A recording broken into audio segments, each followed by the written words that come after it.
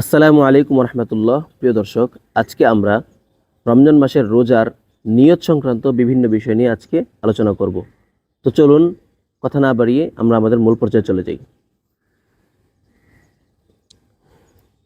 রমজান শরীফের রোজা। মাসআলা নম্বর 1, রাতে রমজানের রোজার নিয়ত করলেও ফরজ আদায় হয়ে যায়। আর যদি রাতে রোজার নিয়ত না করে বরং ভোর হয়ে যাওয়ার পরেও রোজা না রাখার খেয়াল থাকে, তারপর বেলা বাড়লে খেয়াল হয় যে ফরজ রোজা ছেড়ে দেওয়া অন্যায়, তাই তখন রোজার নিয়ত করে তবু রোজা হয়ে যাবে। কিন্তু যদি সকালে কিছু পানাহার করে থাকে তবে আর রোজার নিয়ত করতে পারবে না। মাসআলা নাম্বার 2, যদি দিনে কিছু পানাহার না করে তবে দুপুরের 1 ঘন্টা আগ পর্যন্ত যে কোনো মুহূর্তে রমজানের রোজার নিয়ত করা জায়েজ আছে।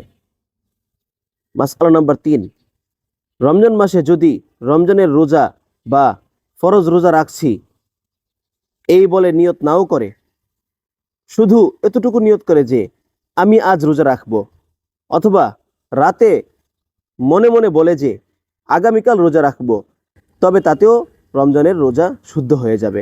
মাসআলা নাম্বার 4, যদি কেউ রমজান মাসে রমজানের রোজা না রেখে নফল রোজা রাখার নিয়ত করে এবং মনে মনে ইচ্ছা করে যে এখন নফল রোজা রাখব, তারপর রমজানের রোজা কাজা করে নেব, তবুও তার রমজানের রোজাই আদায় হবে, নফল রোজা হবে না। মাসআলা নাম্বার 5, কারো গত রমজানের রোজা কোনো কারণে ছুটে গিয়েছিল কিন্তু সে সারা বছর কাজা রোজা রাখেনি, এখন আবার রমজান মাস চলে এসেছে।